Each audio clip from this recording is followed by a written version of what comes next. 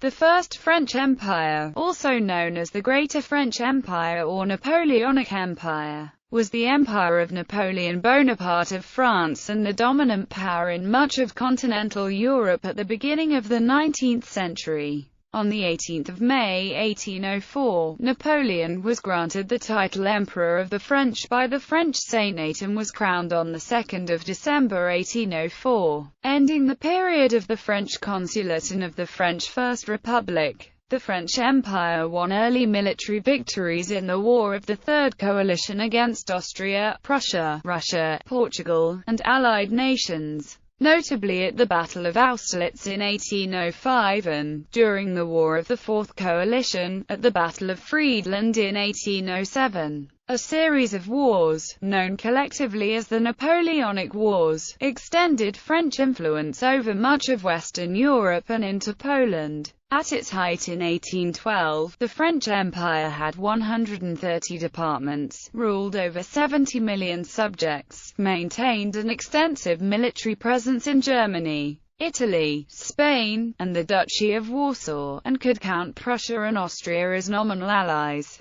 Early French victories exported many ideological features of the French Revolution throughout Europe. The introduction of the Napoleonic Code throughout the continent increased legal equality, established jury systems and legalized divorce, and seigneurial dues and seigneurial justice were abolished, as were aristocratic privileges in all places with the exception of Poland. Origin. In 1799, Napoleon Bonaparte was confronted by Emmanuel Joseph Sieyès, one of 5 directors who constituted the executive branch of the French government, who sought his support for a coup d'état to overthrow the French Constitution of 1795. The plot included Bonaparte's brother Lucien, then serving as Speaker of the Council of 500, Roger Ducos, another director, and Talleyrand. On the 9th of November 1799, and the following day, troops led by Bonaparte seized control. They dispersed the legislative councils, leaving a rump legislature to name Bonaparte,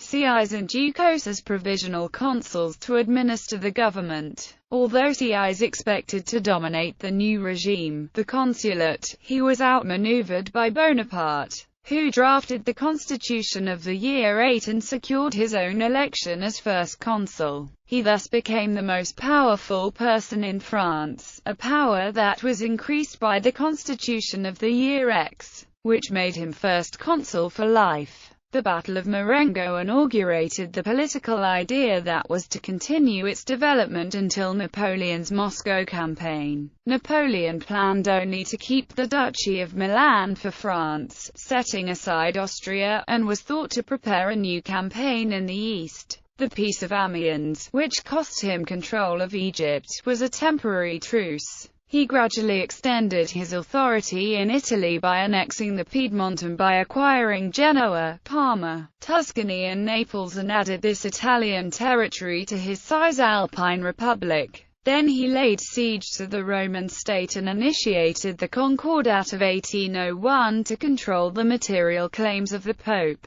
When he recognized his error of raising the authority of the Pope from that of a figurehead, Napoleon produced the Articles Organiques, wanting, like Charlemagne, to be the legal protector of the papacy. To conceal his plans before their actual execution, he aroused French colonial aspirations against Britain and the memory of the 1763 Treaty of Paris, exacerbating British envy of France, whose borders now extended to the Rhine and beyond, to Hanover, Hamburg and Cuxhaven. On the 12th of May 1802, the French tribunate voted unanimously, with the exception of Carnot, in favor of the life consulship for the leader of France. This action was confirmed by the Corps Legislatif. A general plebiscite followed thereafter, resulting in 3,653,600 votes aye and 8,272 votes nay. On the 2nd of August 1802, Napoleon Bonaparte was proclaimed consul for life. An overwhelming tide of pro-revolutionary sentiment swept through Germany by the recess of 1803, which brought Bavaria, Württemberg and Baden to France's side. William Pitt the Younger, back in power in Britain, appealed once more for an Anglo-Austro-Russian coalition against Napoleon to stop the ideals of revolutionary France from spreading. On 18 May 1804, Napoleon was given the title of Emperor by the Senate. Finally, on 2 December 1804, he was solemnly crowned, after receiving the Iron Crown of the Lombard kings, and was consecrated by Pope Pius VII in Notre Dame de Paris. After this, in 4 campaigns, the emperor transformed his Carolingian, feudal and federal empire into one modeled on the Roman Empire. The memories of imperial Rome were, for a third time, after Julius Caesar and Charlemagne, to modify the historical evolution of France. Though the vague plan for an invasion of Britain was never executed, the Battle of Ulm and the Battle of Austerlitz overshadowed the defeat of Trafalgar, and the camp at Boulogne put at Napoleon's disposal the best military resources he had commanded, in the form of La Grande Armée Equite. Early victories. In the War of the Third Coalition, Napoleon swept away the remnants of the old Holy Roman Empire and created in southern Germany the vassal states of Bavaria, Baden, Württemberg,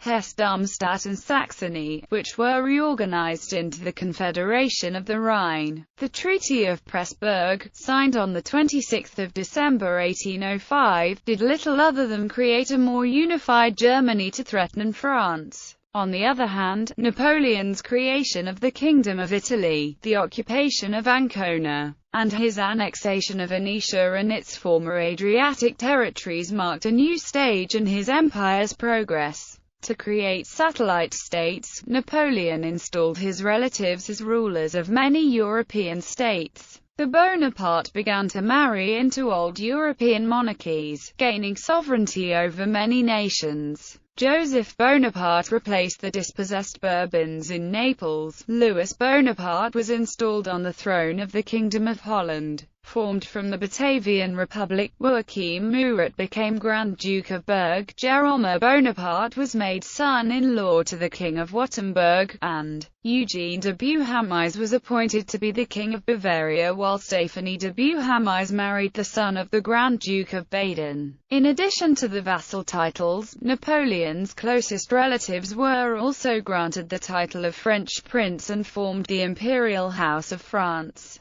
Met with opposition, Napoleon would not tolerate any neutral power. On 6 August 1806, the Habsburgs abdicated their title of Holy Roman Emperor in order to prevent Napoleon from becoming the next emperor, ending a political power which had endured for over 1,000 years. Prussia had been offered the territory of Hanover to stay out of the Third Coalition. With the diplomatic situation changing, Napoleon offered Great Britain the province as part of a peace proposal. This, combined with growing tensions in Germany over French hegemony, Prussia responded by forming an alliance with Russia and sending troops into Bavaria on 1 October 1806. In this War of the Fourth Coalition, Napoleon destroyed the armies of Frederick William at Jena Auerstedt. The Eylau and the Friedland against the Russians finally ruined Frederick the Great's formerly mighty kingdom, obliging Russia and Prussia to make peace with France at Tilsit, height of the empire. The treaties of Tilsit ended the war between Russia and the French Empire and began an alliance between the two empires that held power of much of the rest of Europe. The two empires secretly agreed to aid each other in disputes. France pledged to aid Russia against Ottoman Turkey, while Russia agreed to join the Continental System against the British Empire. Napoleon also forced Alexander to enter the Anglo-Russian War and to instigate the Finnish War against Sweden in order to force Sweden to join the Continental System. More specifically, the Tsar agreed to evacuate Wallachia and Moldavia, which had been occupied by Russian forces as part of the Russo-Turkish War of 1806–1812. The Ionian Islands and Katero, which had been captured by Russian admirals Ushakov and Senyavin, were to be handed over to the French.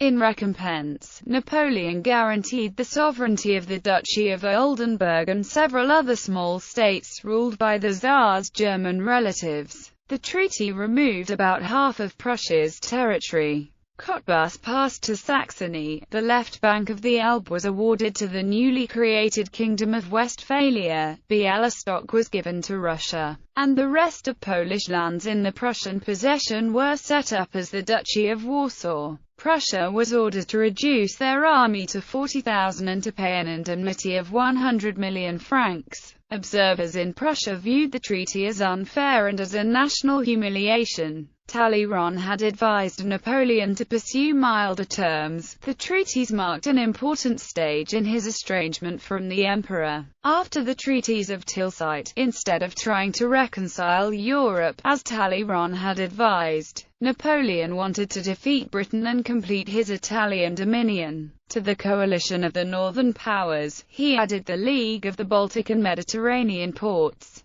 And to the bombardment of Copenhagen by a Royal Navy fleet he responded by a second decree of blockade, dated from Milan on 17 December 1807. The application of the Concordat and the taking of Naples led to the first struggles with the Pope, centered around Pius VII renewing the theocratic affirmations of Pope Gregory VII.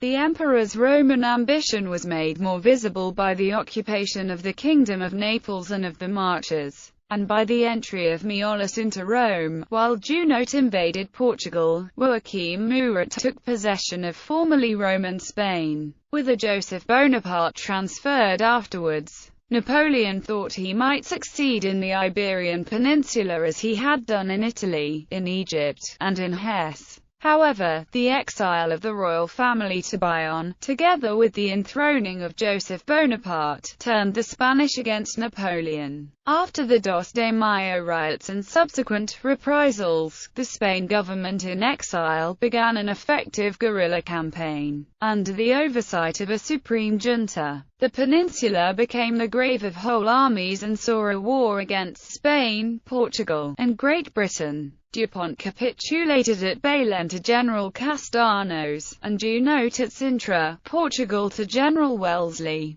To combat the Spanish resistance, Napoleon came to terms with the Tsar Alexander I of Russia at Erfurt, so that, abandoning his designs in the east, he could make the Grande Armée return in force to Madrid. Spain used up the soldiers needed for Napoleon's other fields of battle, and they had to be replaced by conscripts. Spanish resistance affected Austria, and indicated the potential of national resistance. The provocations of Talleyrand and Britain strengthened the idea that Austrians could emulate the Spaniards. On April 10, 1809, Austria invaded France's ally, Bavaria. The campaign of 1809, however, would not be nearly as long and troublesome for France as the Spanish one. After a short and decisive action in Bavaria, Napoleon opened up the road to Vienna for a second time. At Aspern-Essling, Napoleon suffered his first serious tactical defeat, along with the death of John Lannes, an able marshal and dear friend of the emperor. The victory at Wagram, however, forced Austria to sue for peace. The Treaty of Schönbrunn, 14 December 1809, annexed the Illyrian provinces and recognized past French conquests. The Pope was forcibly deported to Savona, and his domains were incorporated into the empire. The Senate's decision on 17 February 1810 created the title of King of Rome, and made Rome the capital of Italy. Between 1810 and 1812, Napoleon's divorce of Josephine, and his marriage with Archduchess Marie-Louise of Austria, followed by the birth of the King of Rome, shed light upon his future policy. He gradually withdrew power from his siblings and concentrated his affection and ambition on his son, the guarantee of the continuance of his dynasty. This was the high point of the empire. Intrigues and unrest, undermining forces, however, had already begun to impinge on the faults inherent in Napoleon's achievements.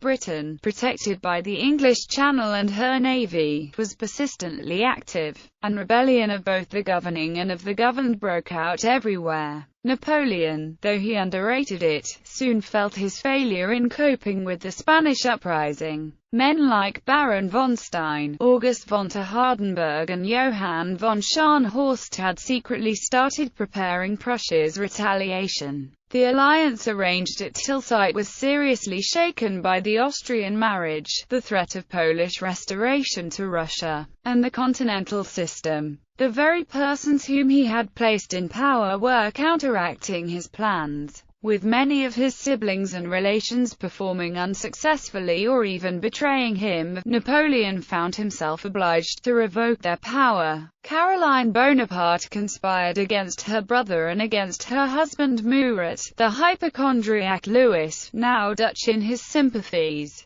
found the supervision of the blockade taken from him, and also the defense of the Scheldt, which he had refused to ensure. Jérôme Bonaparte lost control of the blockade on North Sea shores. The very nature of things was against the new dynasties, as it had been against the old. After national insurrections and family recriminations came treachery from Napoleon's ministers. Talleyrand betrayed his designs to Metternich and suffered dismissal. Joseph Fouché, corresponding with Austria in 1809 and 1810, entered into an understanding with Louis and also with Britain, while Bourrienne was convicted of speculation. Bernadotte, who had helped him to the consulate, played Napoleon false to win the crown of Sweden. Soult, like Murat, coveted the Spanish throne after that of Portugal, thus anticipating the treason of 1812. The country itself, though flattered by conquests, was tired of self-sacrifice.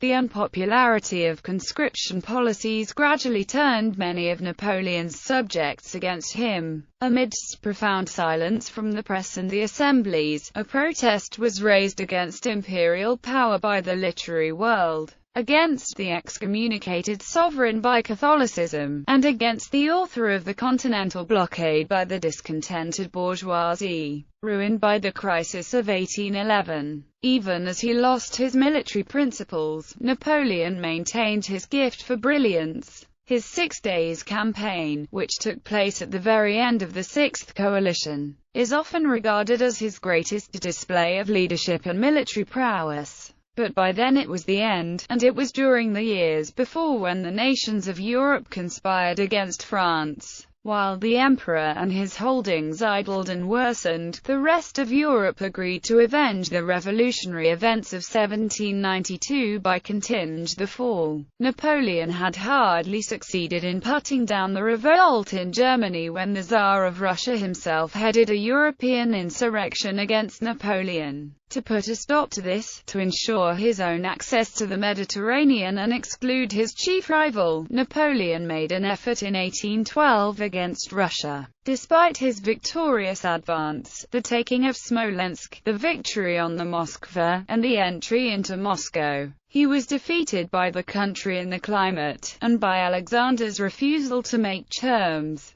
After this came the lamentable retreat in the harsh Russian winter, while all Europe was concentrating against him. Pushed back, as he had been in Spain, from bastion to bastion, after the action on the Berezina, Napoleon had to fall back upon the frontiers of 1809, and then, having refused the peace offered to him by Austria at the Congress of Prague, from a dread of losing Italy, where each of his victories had marked a stage in the accomplishment of his dream, on those of 1805, despite Lutzen and Bautzen, and on those of 1802 after his defeat at Leipzig, when Bernadotte, now Crown Prince of Sweden, turned upon him. General Moreau also joined the Allies, and long-standing Allied nations, such as Saxony and Bavaria, forsook him as well. Following his retreat from Russia, Napoleon continued to retreat, this time from Germany. After the loss of Spain, reconquered by an Allied army led by Wellington, the rising in the Netherlands preliminary to the invasion and the Manifesto of Frankfurt which proclaimed it, he had to fall back upon the frontiers of 1795, and then later was driven yet farther back upon those of 1792, despite the brilliant campaign of 1814 against the invaders. Paris capitulated on 30 March 1814, and the delenda Carthago, pronounced against Britain, was spoken of Napoleon. The empire briefly fell with Napoleon's abdication at Fontainebleau on the 11th of April 1814. After a brief exile at the island of Elba, Napoleon escaped, with a ship, a few men, and 4 cannons. The king sent Marshal Ney to arrest him. Upon meeting Ney's army, Napoleon dismounted and walked into firing range, saying, "If one of you wishes to kill his emperor, here I am." But instead of firing, they went to join Napoleon's side, shouting, "Vive l'Empereur!" Napoleon recaptured the throne temporarily in 1815, reviving the empire in what is known as the 100 Days. However, he was defeated by the Seventh Coalition at the Battle of Waterloo. He surrendered himself to the coalition and was exiled to St. Helena, a remote island in the South Atlantic, where he remained until his death in 1821. After the 100 Days, the Bourbon monarchy was restored, with Louis XVIII regaining the throne of France, while the rest of Napoleon's conquests were disposed of in the Congress of Vienna. Nature of Bonaparte's rule. Napoleon gained support by appealing to some common concerns of French people. These included dislike of the emigrant nobility who had escaped persecution, fear by some of a restoration of the ancient regime, a dislike and suspicion of foreign countries that had tried to reverse the revolution, and a wish by Jacobins to extend France's revolutionary ideals. Napoleon attracted power and imperial status and gathered support for his changes of French institutions, such as the Concordat of 1801, which confirmed the Catholic Church as the majority church of France and restored some of its civil status. Napoleon by this time, however, was not a Democrat, nor a Republican. He was, he liked to think, an enlightened despot, the sort of man Voltaire might have found appealing. He preserved numerous social gains of the revolution while suppressing political liberty. He admired efficiency and strength and hated feudalism, religious intolerance, and civil inequality. Enlightened despotism meant political stability. He knew his Roman history well, as after 500 years of republicanism, Rome became an empire under Augustus Caesar. Although a supporter of the radical Jacobins during the early days of the revolution, Napoleon became increasingly autocratic as his political career progressed, and once in power embraced certain aspects of both liberalism and authoritarianism, for example, public education, a generally liberal restructuring of the French legal system, and the emancipation of the Jews, while rejecting electoral democracy and freedom of the press. Maps. French départements in 1801 during the Consulate. French départements in 1812.